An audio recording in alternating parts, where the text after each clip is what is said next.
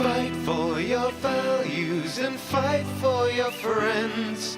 Fight through this blight, find the light at the end. Through the age of the dragon, the people will talk of the day they were saved by a hero named Hawk.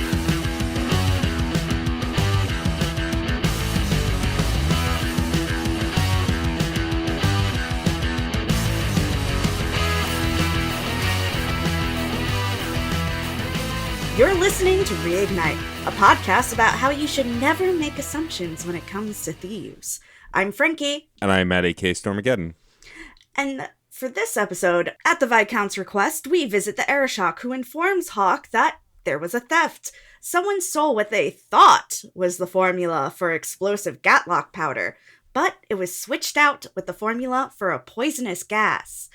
After a long trek through a smuggler's cave, Hawk confronts the obvious thief, Javaris. Remember our friend from Act 1? Only to discover he's the fall guy and the real thief is an elf woman.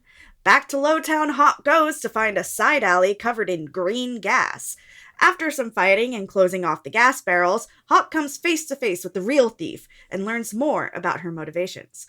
Once all is done, Hawk returns to the Arishok to deliver the news, and to be given further insight into the Canary occupation. Yeah, this is one of those missions that is integral to the plot, but how it's constructed seems a little lopsided. Yeah, also, it drives me crazy that we never get the elf woman's name, but, you know. She is the elf fanatic, but...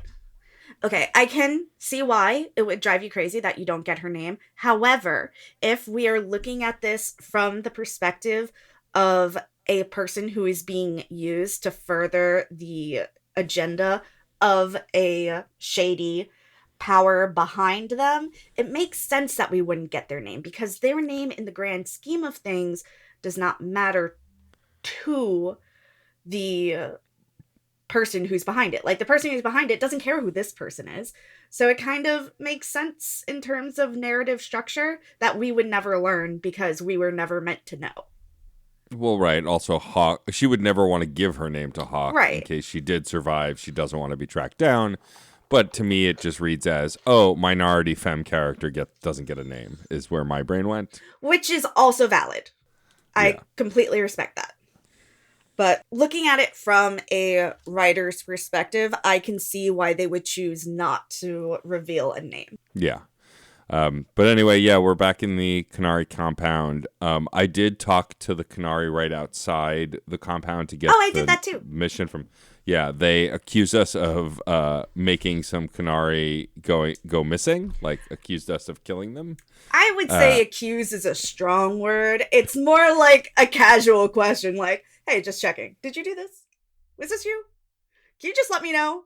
It's cool if it was you. I just need to know. Yeah, and my Hawk was like, excuse you? How could you ask me such a thing? My Hawk was like, I have no idea what you're talking about.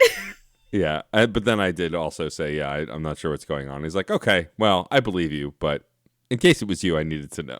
Yeah, basically he's like, I believe you. I'm wasting my time here. I need to go look somewhere else. And I'm like, okay, cool. Something just happened, and then we get a quest to find those Canary. Yes, we will address that in the future. Yeah.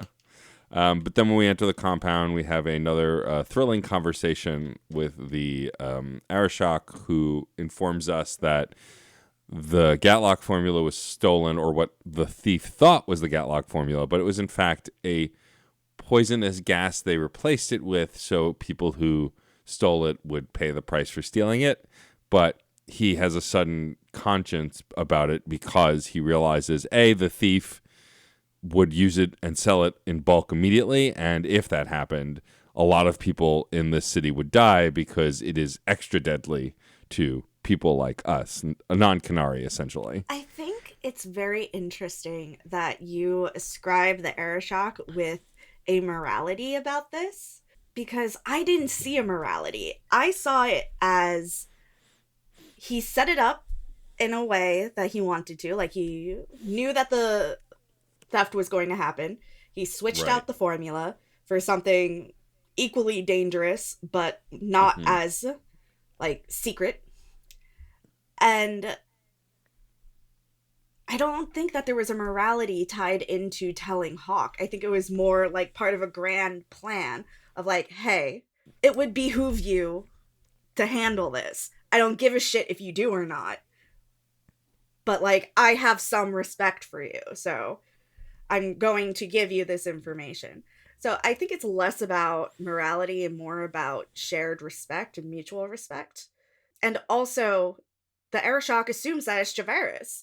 And you were there with the whole Javaris thing. So it would make sense for the Arashok to be like, can you just handle this little piece of shit?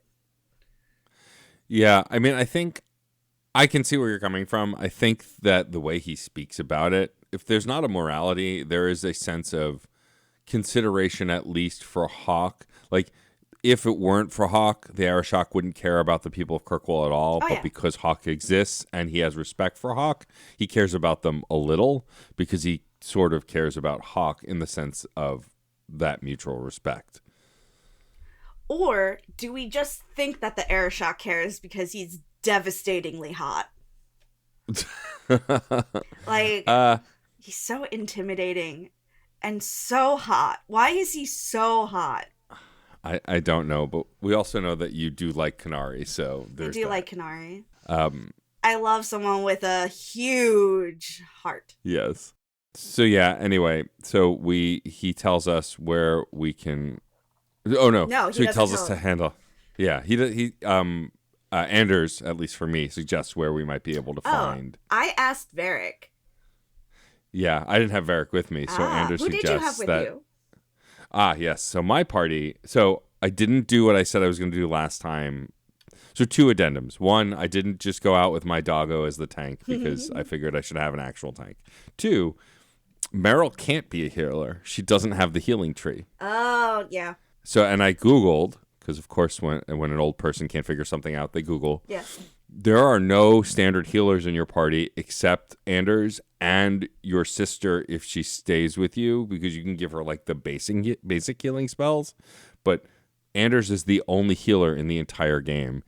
And I hadn't realized how flawed that is until now, and that's bunk. But as a result, so I didn't respect Meryl, but I did. My party was Anders, Meryl, and Fenris. I went Sansa Rogue because on a meta level, I don't care if I can't unlock lock chests, and traps aren't going to kill me because I'm playing on the easiest difficulty. So it's like I wanted to bring a party of folks that I don't typically take with me, and I brought Varric everywhere my first playthrough. So I figure This is true. so I brought Anders, Meryl, and Fenris. It just feels so natural for Varric to always be there when you're doing shenanigans. Well, especially since he's telling the story. How would he know if he wasn't there? Exactly. I brought Varric, Anders, and Fenris. Fenris and Anders just bicker all the time. All the time. Yeah, the one I got this time when walking around was it was a conversation about how he's avoided capture. Fenris has avoided capture all these years. He's like, Oh, and interesting. Anders is like, I'm surprised you've been able to avoid capture all these years. And it comes down to a comment about a slaver, and he's like, Fenris is like, well, how did you avoid the Templars all these years? And Anders is like, well, I'm charming. Yeah, that's about how Fenris doesn't have the temperament to be a slave. Right. Yes. Yeah. Yeah. I had that same conversation. You two idiots love each other so much. Yeah. Just fucking get it over with. Right. Just get it over with. Going back to the Arashok for a hot second, I do applaud the bait and switch because it shows some foresight, but I do think replacing the formula with something equally dangerous is kind of fucked up. Well, yeah, it's because the Arashok doesn't care about the lives that are lost. He just cares about wronging those Like, you could- people who try to wrong him. You could have easily just done something harmless, though. Right, but And then they would have been like, oh, this is useless. And then they would have been foiled. yeah, but that's not how this Arashok thinks. I know. But this is my opinion on it. He has a like, buddy. he has a strong sense of justice. Well, justice for him, I suppose. Does he? Not like the real word justice, but like Kanari justice. I think he has a strong moral compass for his own sense of morality. So Yeah. like he defines morality by the cue, right? Yeah. And he has a strong compass for that, Yeah.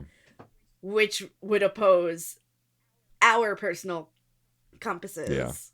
But I disagree with what he chose to do the bait and switch with, but fine. Yeah. I guess we'll solve his problem. Yeah. So we find out that the leases of Javaris Hintop are up for grabs because he fled Yeah. without like paying back what he owes to various people.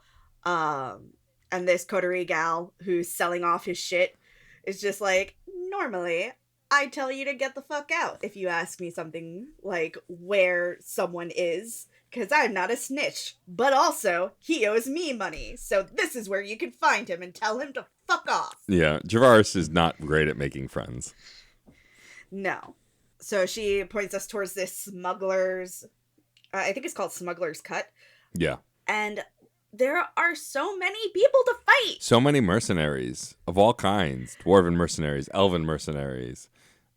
We fight, and it's just another underground. It's mostly the Carta at first, That's true. and then it gives way to mercenaries. And I'm like, are the Carta also after you, or did you manage to hire them? What's happening? Yeah, and it's another underground cavern that leads out to the Wounded Coast, and it's just another dungeon that's windy and annoying and a lot of combat. Combat wasn't so bad though. Having two powerful mages using elemental magic plus a healer who also does elemental magic and a warrior and a dog does a lot of damage, and I didn't really have to stop much at all. Yeah. Which was nice. It was just the numbers. Oh, you yeah, know? it was ridiculous. Well, and what's funny is... The numbers were just so overwhelming. Every time I turned around, there was another guy. I was like, did I not just kill you? Yeah, it felt never-ending. And I couldn't remember why there were so many here. We do get a bit of that when we finally do catch up to Javaris. He's like, oh, of course it's you. Why the fuck wouldn't it be you? But he thinks that we've been hired by someone else. Right, by an elven woman who framed him. And then we reveal that it was the Arishok, and he's like, "Oh, of course it was the Arishok." So she doesn't know, and you don't know, and so he fills us in on how an elven woman framed him, and we fell for it. And he's like, "Yeah, and I had to hire all these guards to protect me, which you just murdered." So thanks for that. Yeah.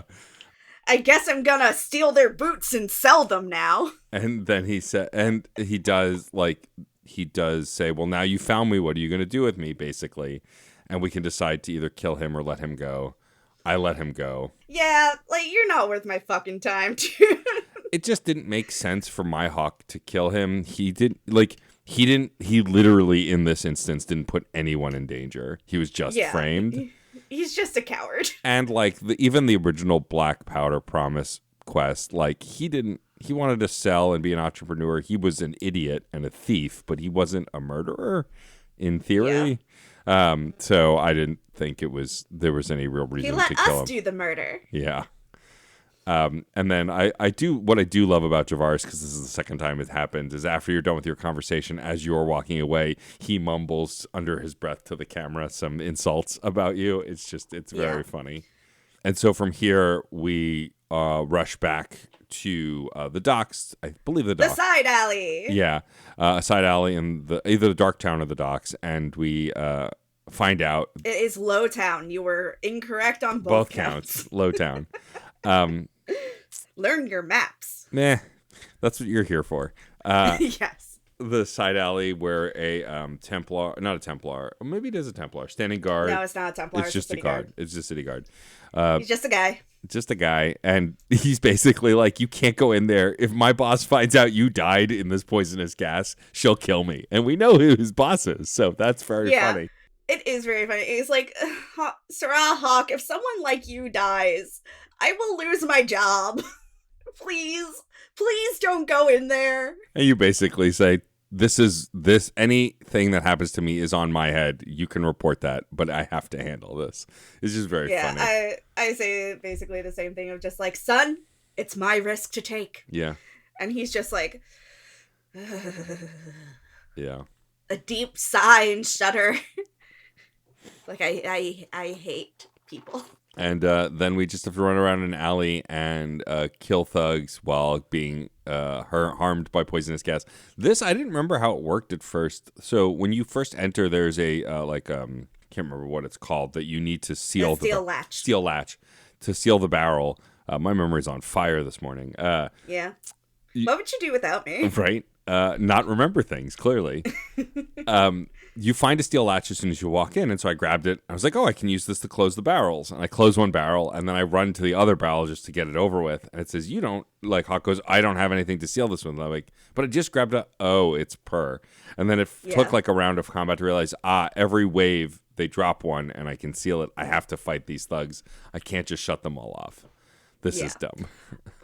Well, I didn't think that was dumb. I thought it was an interesting twist on the standard fighting mechanic that we've been dealing with. Yeah. So instead of just like kill all the mercenaries and then you're done, you have to keep an eye out for this specific thing so you can then close the barrels and decrease the gas and make it easier for you to continue fighting. Yeah. I mean, it's not stupid. It was just I'm very used to, like, in a dangerous situation in an RPG like this, dealing with the dangerous thing first and then fighting all the enemies.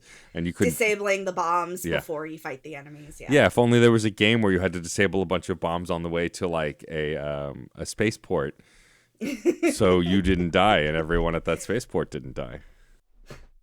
If only. But no, we'll never find a game like that. Never. Yeah, and so this is just, like, very boring. Ton of fighting. It's an interesting setup, I will agree. And, like, it's not another cave or mine or a coast. It's within the city limits, which is somewhat interesting.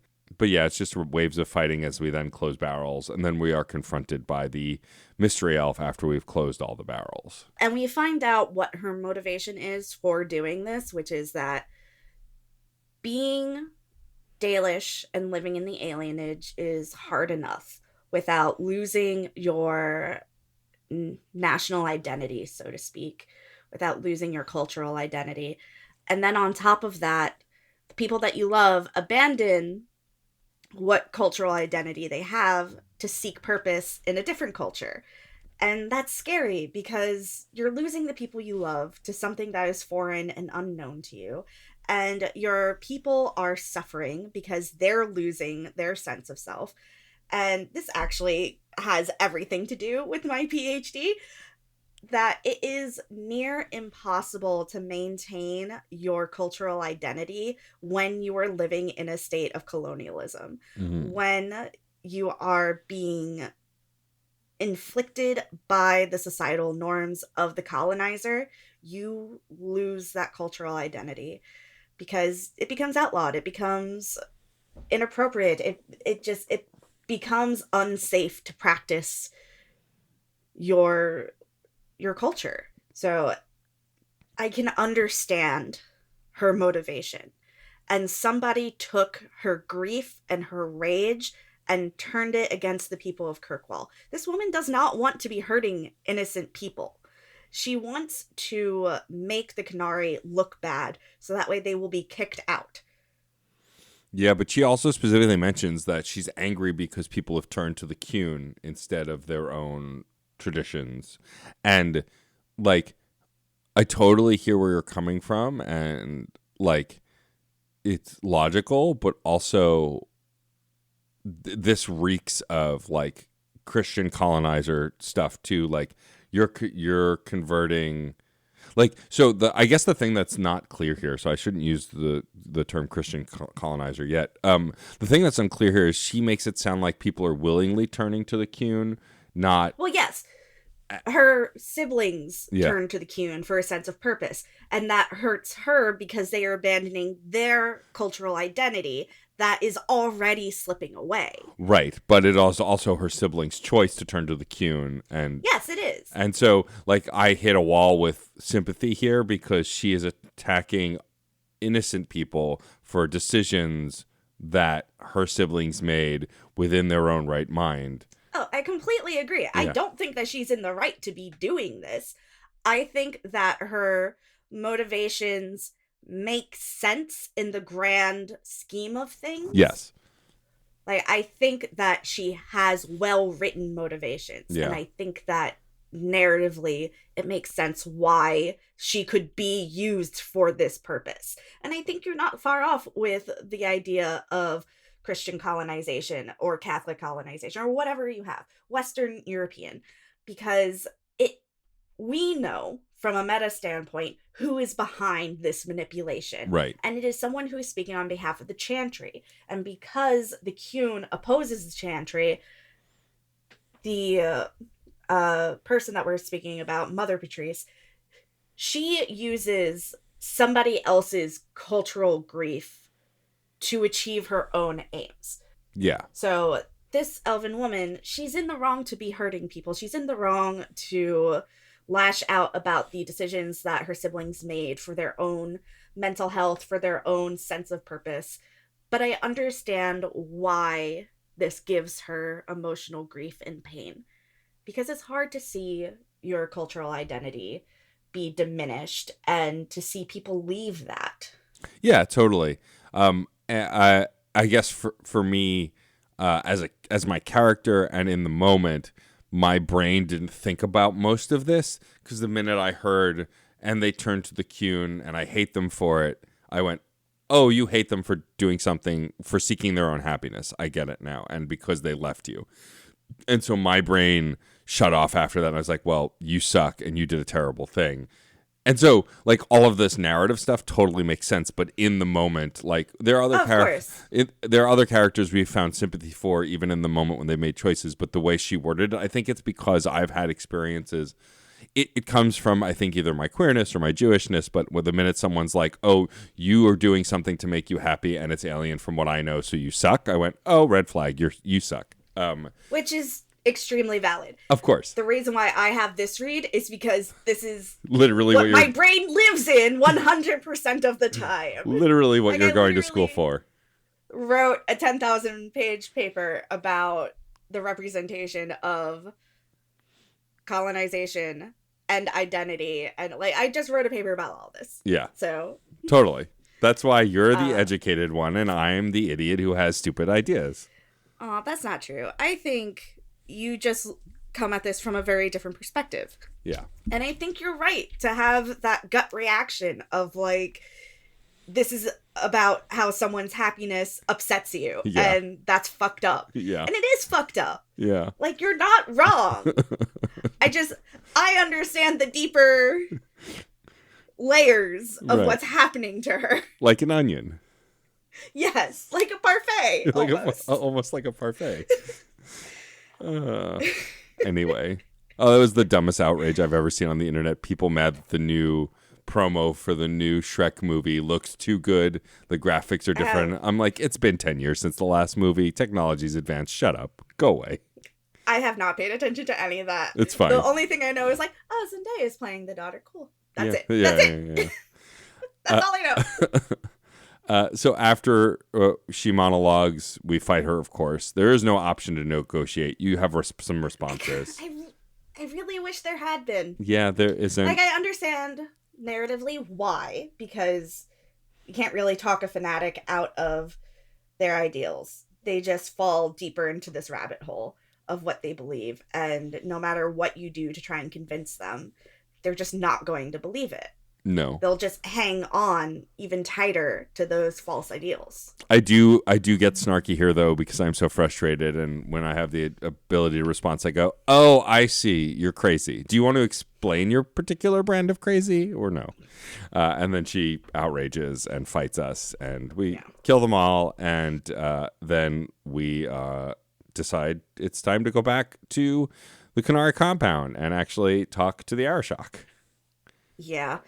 And when we do, he has this moment of like, I was wrong about who the thief was, but there was going to be death no matter what. So, yeah, he does. And then he like, you try to like pull some information out of him, question him on like why he did the things he did. And he kind of goes on this tirade about why they're like, what, you mentioned, well, if you don't like it here, you could just leave. And he basically stands up and goes, we can't leave. I can't leave. I owe a debt. I need to do something while I'm here. There is no ship coming.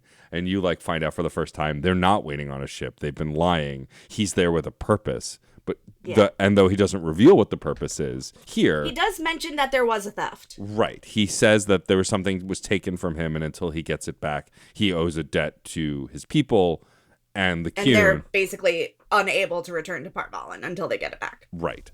And like this is the first time we actually get some information on why they're here, though still not clear information. And the end of this quest, when we go back and talk to the Viscount, he basically... Oh, I didn't do that. Oh, you didn't? It's Whoops. okay. When we go back to the Viscount, he basically said, we were so close to just continuing to live together in harmony, and now it's kind of all fucked. And also, apparently, they sent a like communication party to the castle that disappeared. They just vanished within the castle walls. And so now it looks like they've also killed their people who came as like an entourage. And so it's interesting because this thing that was hinted at the very beginning of the act, this kind of powder keg of political interaction, is coming to a head. It seems like sooner rather than later it's going to boil over. And it's clear that the Arishok, though he speaks plainly and kindly to us most of the time, he's boiling with rage underneath the surface. Oh yeah, he goes on a scary rant of like, this place is fucked up, and if it gets more fucked up, I'm going to have to do something about it. Yeah. And we do not want that. No. Rampaging Kunari would not be a good look. Like, bro, I respect, like, you and the Qun to a degree. Like, there are some things about the Qun that I disagree with. It's not for me, and that's fine. But, like, you can't force the Qun on people just because you don't like the chaos that humans live in. Right.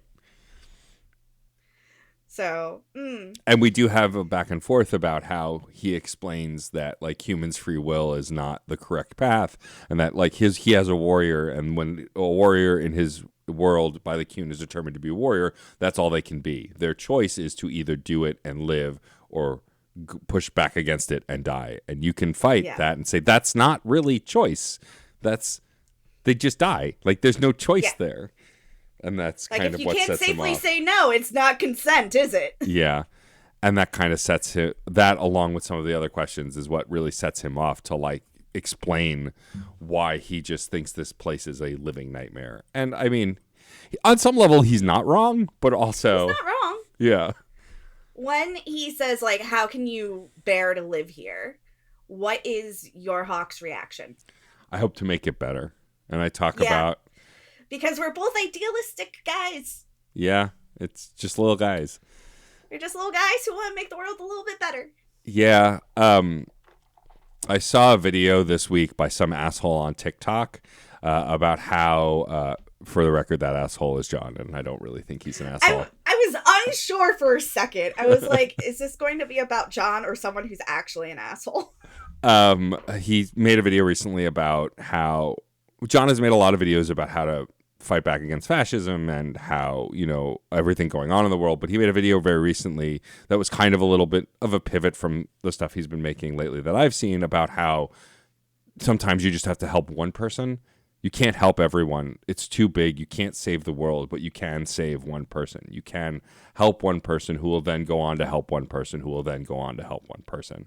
And it was a really touching video. And I was thinking about it as playing this mission because it's like that's my Hawk's vision of Kirkwall. I can't save everybody, but now that I have status and a position of power as a mage, I can help one mage who will help one mage who will help one mage. Maybe build up a community where we can protect ourselves and maybe help a Templar to then bend their ear to help another Templar to bend their ear to bring them over to our side, right? It's one. Yeah. That's how Hawk works, is one person at a time. Every mission. This is what I've been saying. Yeah. And so this really applies to that. And so that's why I chose that response, because that's how I feel in real life, right? Like I can't change what our administration in the US is doing, but I can't help my trans friend who needs money because they're in trouble or whatever, or my other friend whose wife's in the hospital and he needs help providing food in the short term or whatever it is, right? Like I like giving those kinds of gifts. Like I can't always give people money, but when I can throw money at a problem and help one person who maybe then will go on to help another person, like it is a little idealist, but I think it's also realistic, you know? Yeah, I agree. Like, I'll get into this in Fandom Corner because I had a recommendation, but as we were talking about this, my brain was like, no, we're going to recommend this instead. Okay, well, my recommendation will be completely unrelated to anything, so that's fine. Okay, so yeah, that is the conclusion. Do you want to share the message from our dear Callie? Yes, Callie has written in with another response to the last episode. By the way, other folks can do this in the Discord via email. We always shout out. But if you respond to us on either Blue Sky or in the Discord or via email, reignitepod@gmail.com, we'll happily read your comments and questions on the show.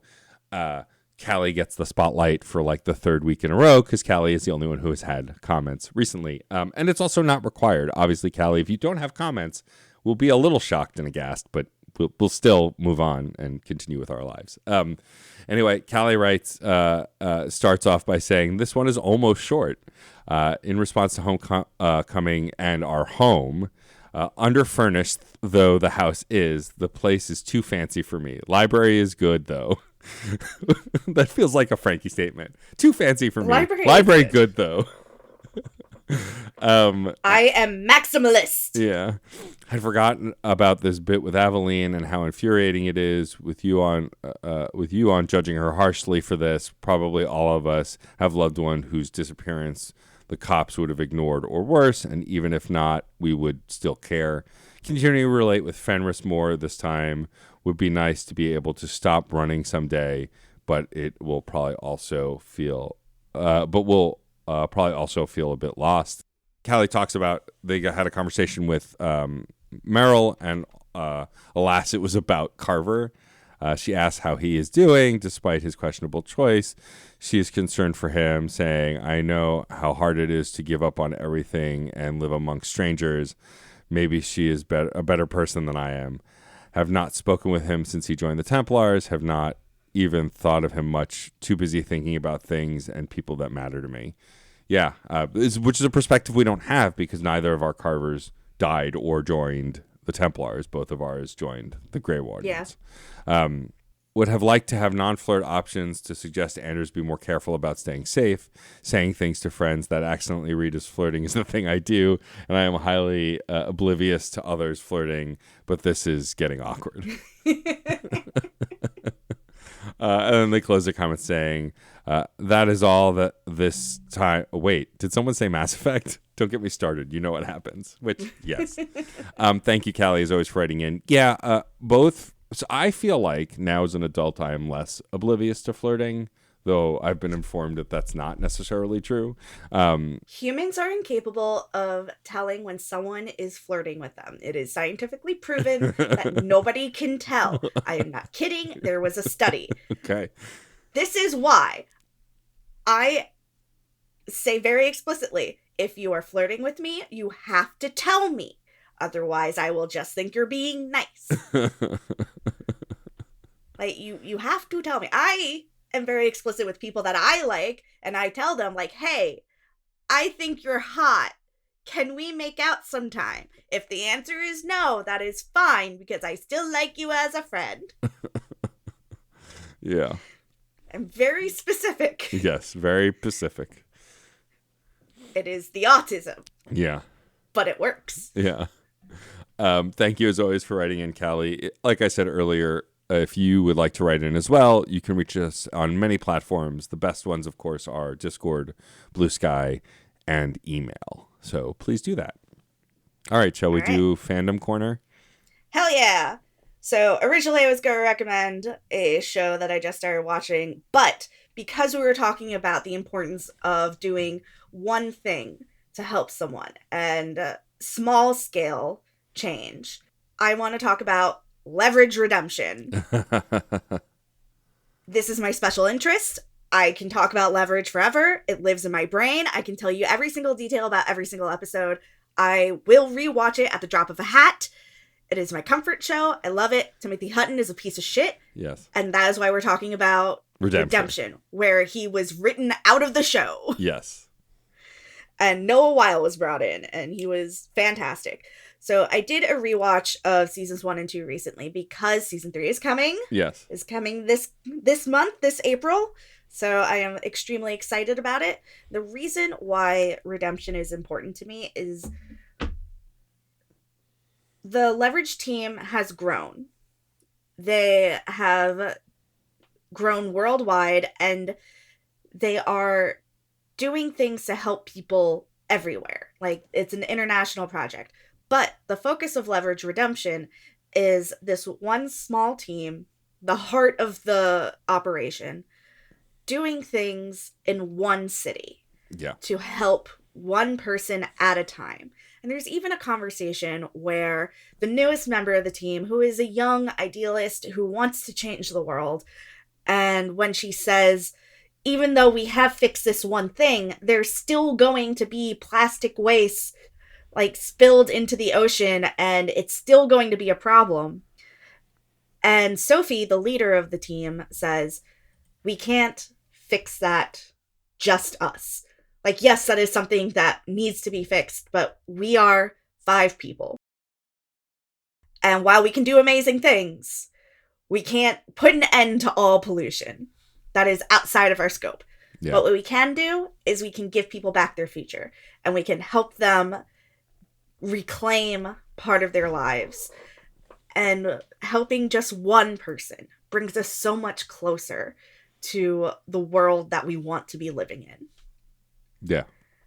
And that's what redemption is all about. It's about finding that redemption in yourself, and also just passing kindness along. Like, yes, they do it illegally, but they do it because the world is full of shit. Yeah. And the only way to make it better is to be better. Yeah. It's a great show. So I love it. It's a favorite of mine and Sarah's as well.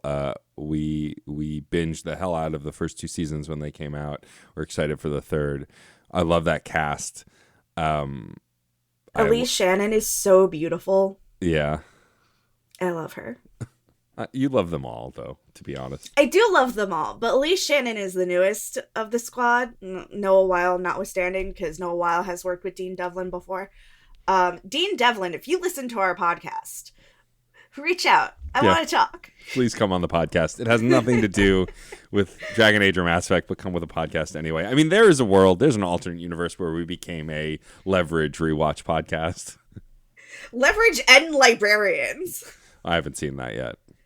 Oh my god, Matt. I know. There is a Librarians revival coming, and I want to know who this motherfucker is who looks like a Victorian time traveler. Uh-huh. Everyone else is amazing, and I love them, and they can stay. But who is this motherfucker?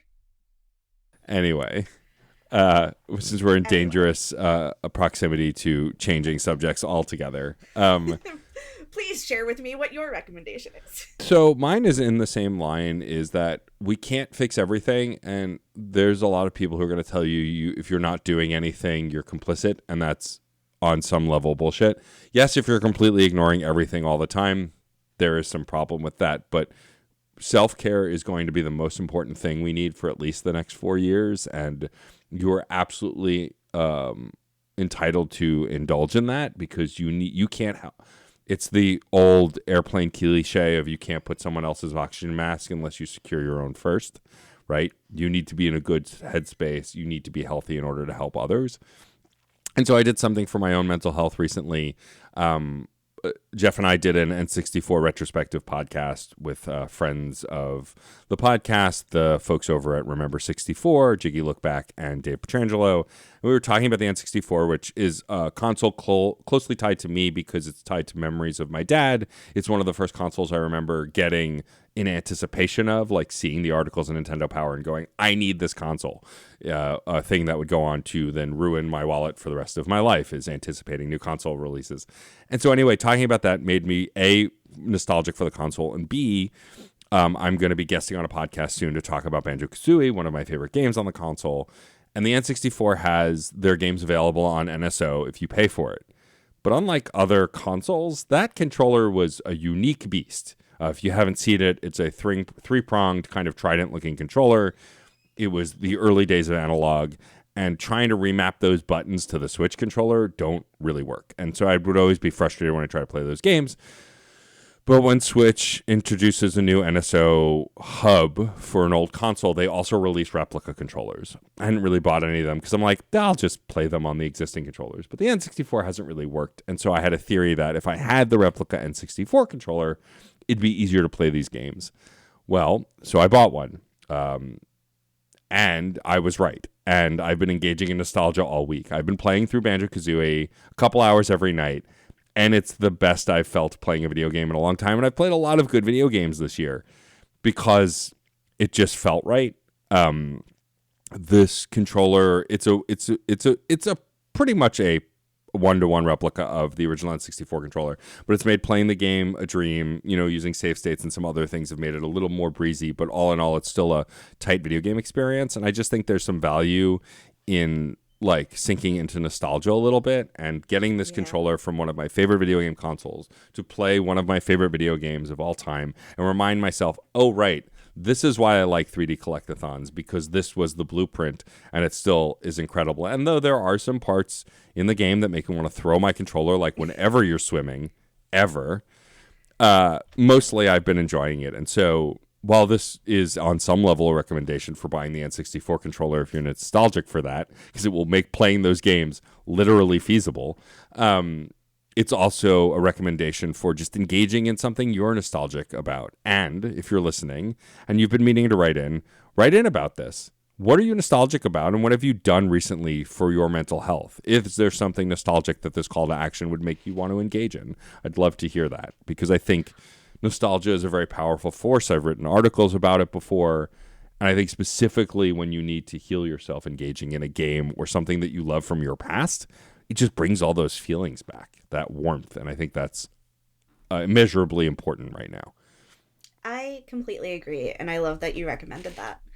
I also want to add to your call to action and say, if you've engaged with anything that we've recommended, that too, we would love to hear it. Yes. Like, if it's something that you also love and you want to share your feelings about it, please tell us. Or even if something we recommend reminds you of something else and you want to throw it out there, we will share it.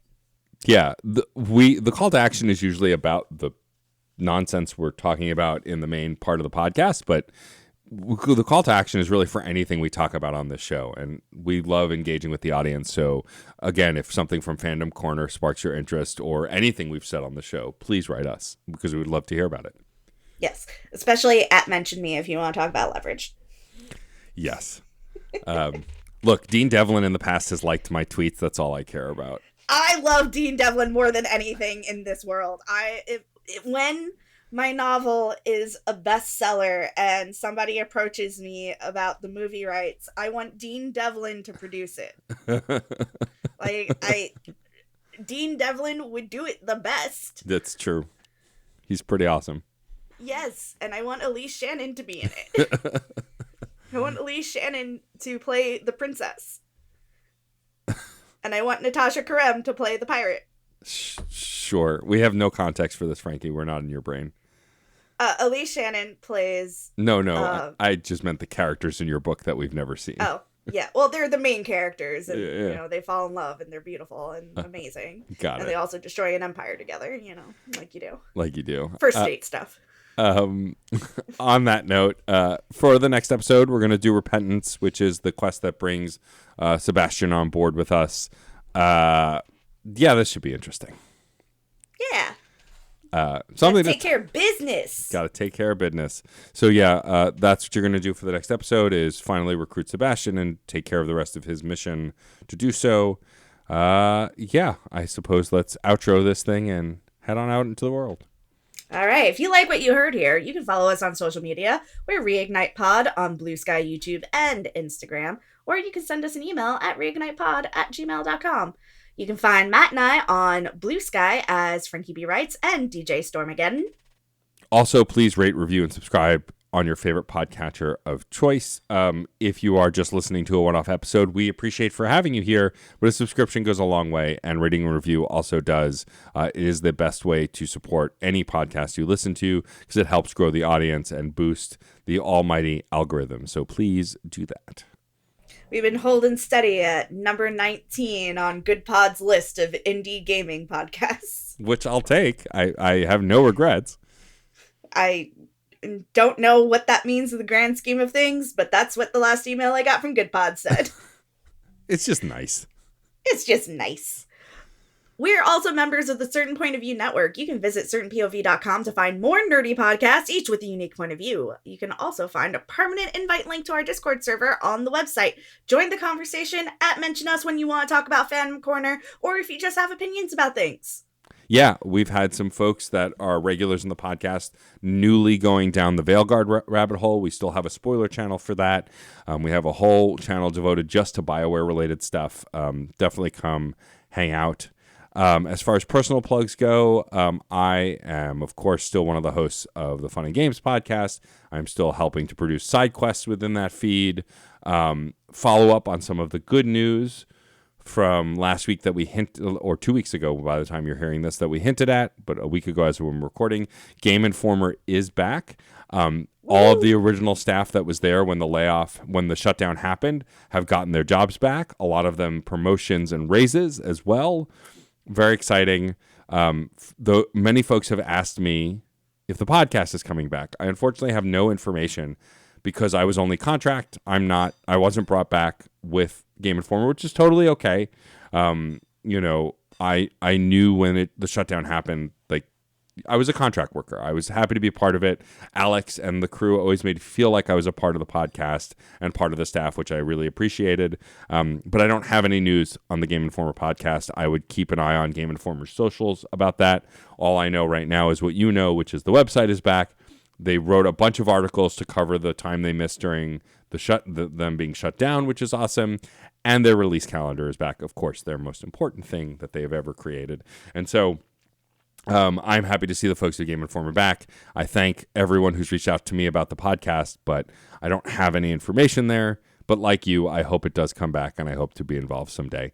But otherwise, I'm just happy that we have another independent video game media source to get information about video games because, those places were shutting down pretty quick, and it was kind of a sad place on the internet if you liked reading video game articles. So glad Game Informer is back.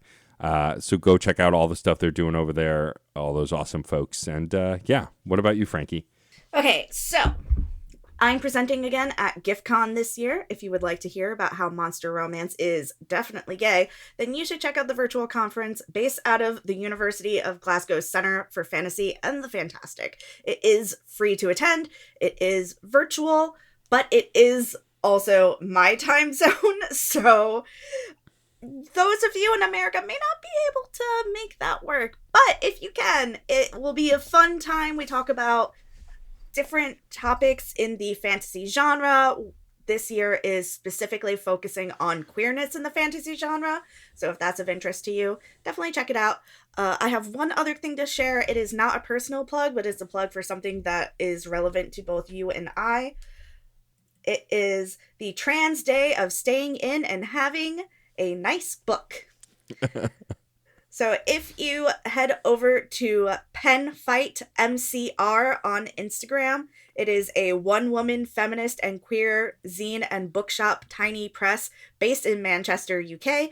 They are hosting a Buy a Trans Person a Book fundraiser. So you can sign up if you're a trans person to get a free book, or you can sign up to donate money to buy someone a book. Amazing. So if you happen to want to do something nice for your trans friends, sign up to donate. Or if you're a trans person who would like to receive a free book, sign up to that list too. Again, that was Pen Fight MCR on Instagram. Okay. Thank you for sharing all of that. You're welcome. We'd also, of course, like to thank the one and only Case Aiken for developing some awesome t-shirt designs that you can find at certainpov.com or on Teespring. And, of course, also creating our incredible per-episode show art. We are always grateful for it and appreciate it. We'd like to thank Miracle of Sound for our theme music. It is what you hear on opening and closing of the show, and if you like it, you should go check out Miracle of Sound. Yes. And, of course, thank you to the one and only Red Spinks, who designed our Dragon Age-inspired logo. To see more of his work, you can go to Chaos Does Art on Instagram. And lastly, thank you for listening. I'm Frankie. And I am Matty K. Stormageddon.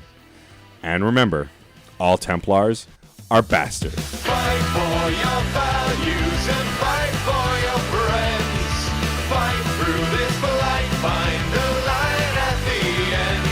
Through the age of the dragon, the people will talk of the day they were saved by a hero named Hawk. Hawk, Hawk, Hawk, Hawk, Hawk.